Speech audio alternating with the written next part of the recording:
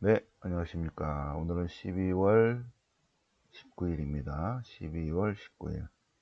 12월 19일은 독서가 판관기 13장입니다. 12월 19일 독서는 항상 작년에도 판관기 13장, 올해도 판관기 13장, 내년에도 판관기 13장입니다. 네, 판관기 13, 14, 15, 16, 17이 삼손에 관한 이야기입니다. 삼손. 그래서 13장 처음에는 삼손이 지어졌구나. 삼손이 탄생하게 된 배경, 삼손의 배경입니다. 삼손의 배경. 그래서 삼손 마노안의 아내요. 마노안의 아내, 삼손의 엄마죠. 그 아내가 임신할 수 없는 몸이에요. 그런데 주님의 전사가 나타나서 임신하여 아들을 낳을 것이다. 기도가 들어졌다. 그런데 그 여자는 아들을 낳고 이름을 삼손이라 했다.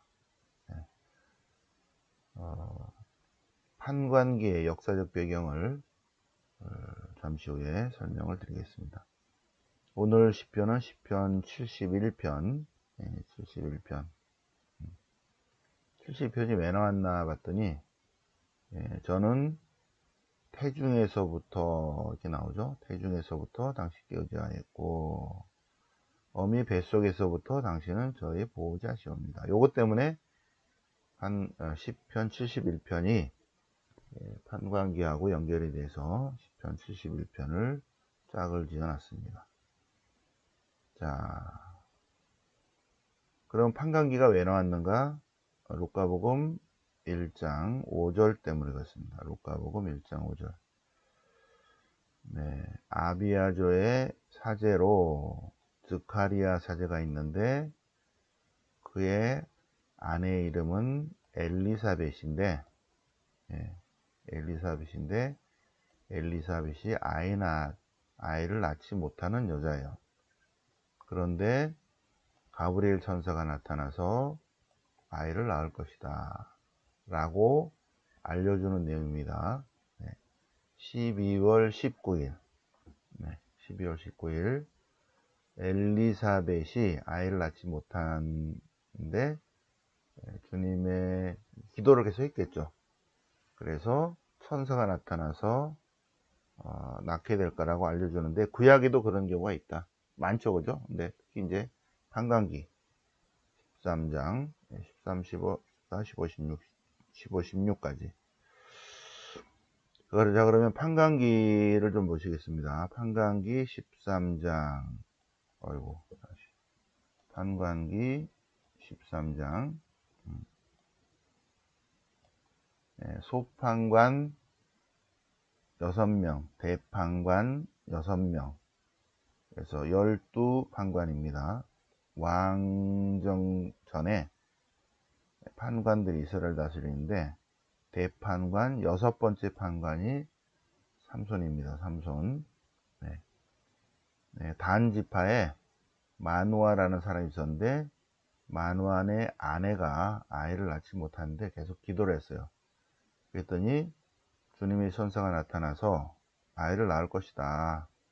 그는 모태에서부터 하나님께 바쳐진 나지르인이다. 나지르인. 그래서 나지르인인데, 그래서 아이를 낳을 것이다. 내가 임신하여 아이를 낳을 것이다. 이렇게 얘기합니다. 메시지를 전합니다. 그래서 마누아의 아내가 마누아에게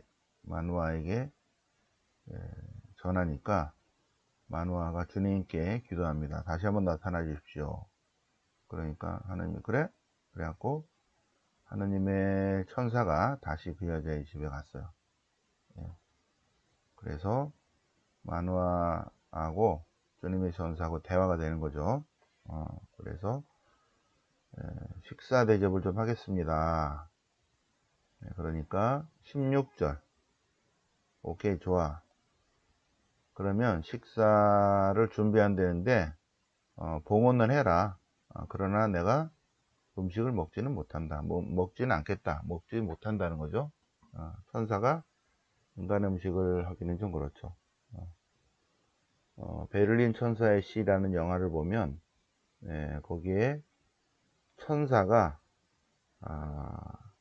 인간이 되는 걸 그리는 거여서 왜 인간이 되려고 했는가? 천사에게는 오감이 없어요. 그래서 인간이 저렇게 커피를 마시는데 저 맛이 무슨 맛일까? 그래서 베를린 천사의 시 그 영화에서는 그 천사가 인간이 되는 거예요. 그래서 어느 정도 기간이 지나면 이제 천사 능력은 떨어지고 이제 인간이 되는 건데 천사의 눈에는 서로 천사가 보이는 거 있죠. 우리 눈에는 그냥 인간으로 보이지만 그래서 야 너도 천사였지? 너는 왜 천사가 너는 왜 사람이 되려고 그래? 커피 맛이 어떤 맛인지 궁금해서 그리고 이 맛을 느낀다는 게 얼마나 행복한 것인지 그런 얘기가 나옵니다. 근데 마누아가 천사에게 음식을 대접해도 번제를 드려도 천사니까 음식을 먹진 못하죠. 그죠? 무슨 맛인지 오감이 없으니까 모르죠. 보다 높은 차원에 있기 때문에 그러니까 이런 얘기를 하는 거죠. 기다리긴 해도 준비한 음식을 먹지는 못한다. 제사 드리고 싶으면 번제물을 드려라. 그래서 번제물을 드렸더니 제단의 불길이 하늘로 올라가서 깜짝 놀랐다. 그런 내용이죠. 그래서 어쨌든 그 여자는 아들을 낳고 이름을 삼손이라 하였다. 그래서 삼손이 장사잖아요. 그죠? 힘이 세다. 단단하다. 그래서 삼소나이트 가방이 나왔습니다. 삼소나이트 가방. 자, 좀 비싸죠. 그죠? 삼소나이트. 자, 판관기 역사적 배경을 보겠습니다. 지금 판관 시대는 요 시대예요. 그죠? 요 시대. 1200년 요 시대. 자, 판관 시대가 지나고 왕정으로 들어섰을 때 사울을 지나서 다윗이 통일국가를 이룹니다. 통일됐을 때는 다윗과 솔로몬 시대뿐이에요. 그래서 솔로몬이 933에 세상을 떠나니까 왕국이 분열됩니다. 그런데 북왕국이 아시리한테 멸망을 합니다. 북왕국이 아시리아 멸망을 하는데 잘 들으세요. 북왕국이 아시리한테 멸망을 721년에 멸망을 하는데 북왕국의 북부 예언자 전통을 이어받은 아버지들의 모임이 엘리야 그리고 호세아의 북부 예언자 전통을 이어받았다고 그랬죠. 그래서 북왕국의 규칙서를 하나 씁니다. 공동체 규칙서. 그것이 원신명기예요. 신명기 12에서 26. 그래서 원신명기가 북왕국이 멸망할 때 예루살렘 성전에 갖다 놓습니다. 그런데 100년 후에 예루살렘 성전 리모델링 공사를 하다가 원신명기를 발견합니다. 그게 622년입니다.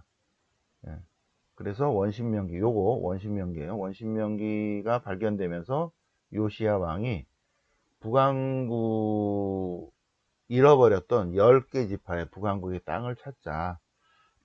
국토 회복을 해야 되겠다. 국토 회복을 위한 신학화 작업으로 어디까지가 우리 땅입니까? 그럴 때 여호수아 시대에 뭐라고 그랬고 판관 시대에 어떻게 됐고 그 다음에 왕정 시대에 이렇게 지배를 했는 역사적 자료를 다 모아가지고 신학화 작업을 했어요. 이 신학화 작업을 한 근본적인 이유는 잃어버린 국토를 회복하자.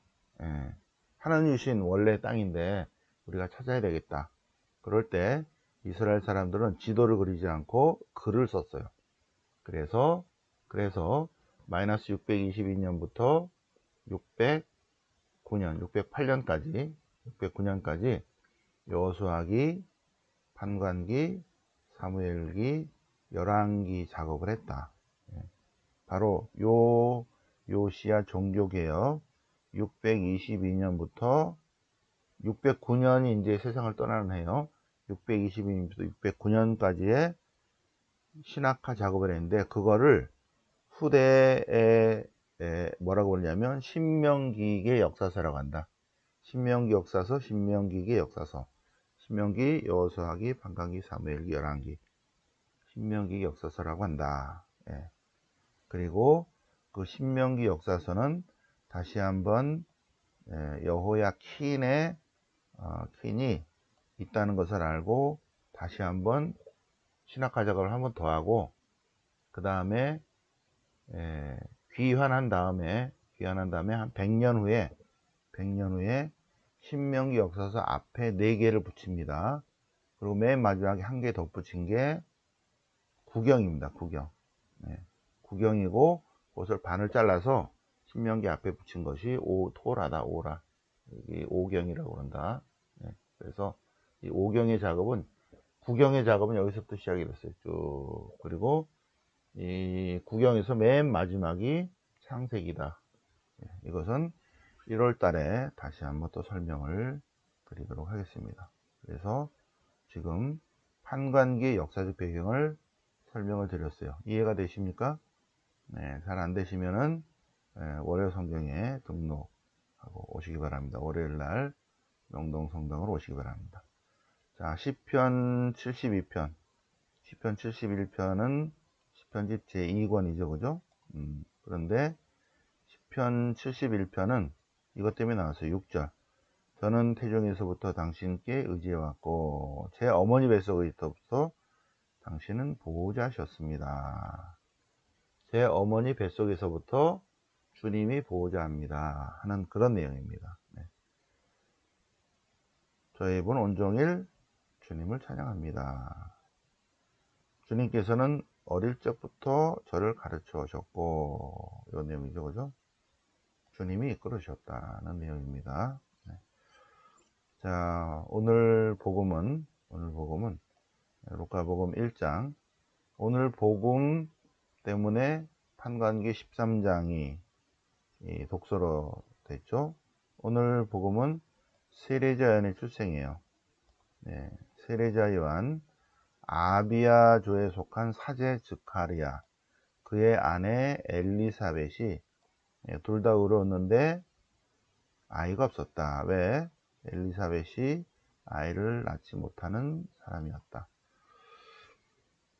그렇지만 그들은 계속 기도를 했습니다. 그런데 주님의 천사가 나타나서 아이를 낳을 것이다.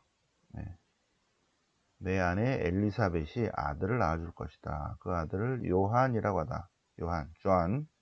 존이라고 해라. 그는 이스라엘의 많은 사람들을 하느님께로 돌아서게 할 것이다. 그는 엘리야 영과 능력을 가지고 오시기로 된 그분보다 먼저 와서 부모님의 마음을 자녀들에게, 순종하지 않는 자들은 의인의 생각을 받아들이게 해서 백성들이 주님을 맞이할 준비를 하게 할 것이다. 어떻게 그런 일이 있을 수 있습니까? 나는 가브리 엘이다. 그런 일이 이루어지기까지는 벙어리가 될 것이다.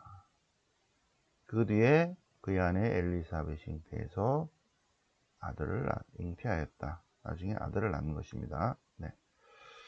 자, 그래서 오늘 세례자 요한의 출생 예고 때문에 판관기 13장이 나왔습니다. 판관기 13장 때문에 시편 71편이 연결이 됐죠. 오늘 12월 19일 전례를 같이 묵상을 해보셨는데, 특별히 판관기의 역사적 배경을 같이 공부해 보셨습니다. 영광이 성부와 성자와 성령께 처음과 같이 이제 항상 영원히 아멘. 성부와 성자와 성령 이름으로 아멘.